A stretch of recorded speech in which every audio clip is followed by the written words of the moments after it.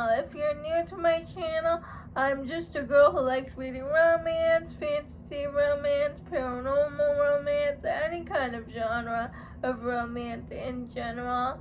And I also happen to have cerebral palsy, and it would mean the world to me if you would subscribe to my channel. Happy Wednesday! I post new videos every Monday, Wednesday, and Friday. And today's video is going to be my February end of the month wrap up. I'm going to talk about all the books that I read in the second half of February. As always, I'll leave my mid-month wrap up down below in the description in case you want to know what I read in the first half of February. For the second half of February, I read 14 books. Wild Side by Elsie Silver. I can finally talk about it because it released yesterday. Tabitha's sister passed away because of an overdose. Tabitha's sister is a single mom. Tabitha thought that she would get custody of her nephew Milo, but her sister named Reese the guardian of her son instead of Tabitha. And you find out the reason why later on in the book when you keep reading. Reese works in the U.S., but he comes back and forth to Canada, and the government told him you need a green card in order to keep coming back to Canada. And we meet Tabitha and Reese in the previous book, and they have a lot of animosity towards each other. Tabitha thinks that somehow Reese is to blame for her sister's death, even though he had nothing to do with it. Because of their green card, Reese's green card situation, they have to have a marriage of convenience. So they have to get married for the sake of Milo. You see the reason why Reese cares so much about Milo and why they have such a bond, and his backstory made me cry. The things Tabitha does for Reese, like the caretaking, because Reese grew up in foster care, and he's never had anyone made food for him. That made me cry. And when Tabitha sees that, she can't help but fall for Reese also. It was just beautiful. I gave it 5 stars. My only critique is I loved the scenes with Milo in it, with Tabitha, Reese, and Milo. I just wish that Milo, we would see him more on page, because he was the whole reason for this marriage and convenience, and I just don't think we've seen him enough throughout the book. A Blackened Blade by Isla Dawson, I can't pronounce her last name, but basically we're following this heroine who is trapped as a prisoner for magical beings, even though she's a witch but she has no magic. But she gets executed, and then after she gets executed, she goes back in time when she was in school, like a school for magical people. She goes back in time, and she realizes she went back in time before she was executed when she was in her teenage years, and she decides to get stronger to take revenge on the people that wronged her. So she secretly trains and in order to get revenge on the people that wronged her. And along the way, she meets the heroes of her Why Choose books. And I really liked it. I gave it 5 stars. I really liked the audiobook. It was narrated by Desiree Ketchum and Corbin King. A Blackened Bond, book 2 in the Why Choose romance series. I physically read book 2 on my Kindle because book 1 ended on a major cliffhanger. Book 2 4 stars. I went back and I reread a favorite series of mine way back when, the All for the Game series by Nora, I can never pronounce her name, Nora S. And I read this series years ago, but the Sunshine Court, a new book in the series, just came out last year and I never got around to it. But Chandler read the Sunshine Court and absolutely loved it. So I wanted to reread the previous books before I read the 4th book, The Sunshine Court. We were following Neil, who is on the run from the mafia and from his father's men. And in this world, it has a made-up sport called Xe, which is an amalgamation of different sports put together. And the mafia has this one team called the Ravens. And Neil escaped the Ravens, gone on to high school to play Xe in this high school, and his mother has died, but another college group comes to recruit Neil called the Foxes, and Neil wasn't going to accept because he's on the run, but then he sees Andrew and Kevin, people he knew from his past when he was with the Ravens. And he really wants to play the sport again, so he accepts. So it's all about Neil trying to hide his identity from his previous teammates who are now in the Foxes, all the while trying to play the sport that he loves.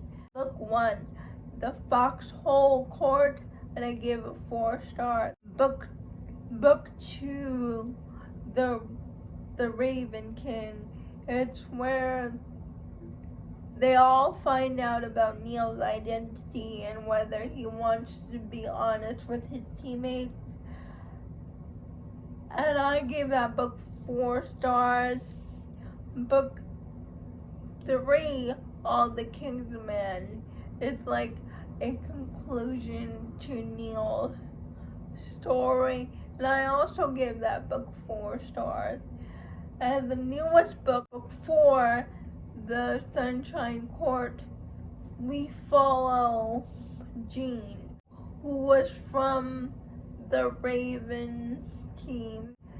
Jean is friend Renee, and Renee got Jean out of the Raven. Sunshine Court and all the King's Men essentially starts off the same but from different perspectives. And now that the Foxes won the tournament, the Ravens are disbanded. They put Jean in a different Xe group in California for hoping Jean would heal. Now, Jean is very different from Neil. Like, Neil knows, like, what the Raven team did to him was wrong, how they essentially beat him up and gave him all the scars, and he tries very hard to hide his scars because he's not proud of it. He knows he's been mistreated, but Jean is the opposite. That's all he knew.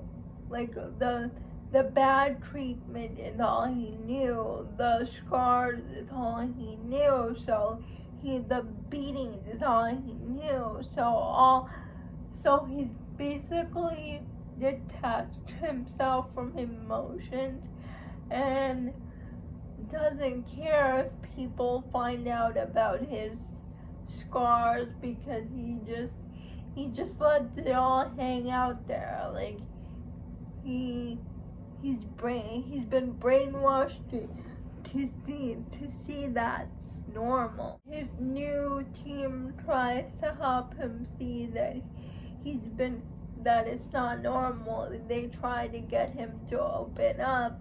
Jeremy, the team captain, is like the one he goes to, because in XE there are partners, and Jean has been paired up with Jeremy to be his partner, and you go through this journey with Jean and his new teammates, and how they try to make him see what he's been through is wrong. It's not right. But I give this book 5 stars. It was so good. I love Jean and Jeremy. And Raven, book 5, and the All for the Game series, and I give that book 4 stars. Beneath the Cherry Blossom Memories, and this is an Rockstar romance. We're following the one hero who I believe is the drummer or the bassist. He was in a relationship with the guy that works in adult film, but they broke up because the adult film actor, was doing drugs and getting high, and the famous drummer couldn't take his drinking and anymore, his behavior, so they broke up. But then circumstances happen where the famous rock person meets his ex-boyfriend, the famous adult film star, and he still has the same problem, but he's also in a relationship with someone else. But the rock star can't help but want to see his ex-boyfriend get better. So they're forced into this proximity again with the same problem. I give this 4 stars. I really felt for the rock star and how much he loved the other guy, the adult film star, but he needed to walk away for his own sake, for his own sanity, because he was in a toxic relationship with a guy who refused to change. Strange Lad, it's book 2 in that romance series, Rockstar romance, and we're following the rock star's best friend, who is also in the same band as him. Best friend's younger brother romance, and it's a friends to lovers romance. And the hero from the first book, he has a younger brother who he doesn't have a great relationship with. But what he doesn't know is that his best friend has been secretly talking to his younger brother, and they have sort of formed this friendship, which ultimately leads to a romantic relationship. And this book was very sweet. It was a good friends to lovers romance. And I really liked that the hero from the first book and his younger brother sort out their differences towards each other, sort out their animosity towards each other. Check your trigger warnings for both of the books. Dusk Secrets by Addison Beck.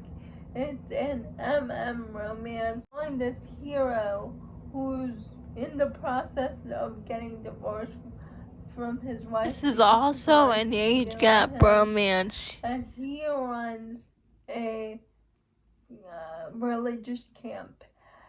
And it's his romance with one of the counselors from his religion camp who's openly gay. And I give this book 4 stars. Midnight Promises, the second book in Addison Beck's series. And in this book we're following Mateo, who is the priest in the first book. So it's a taboo romance because Mateo is a priest and he gets a new job in a small town.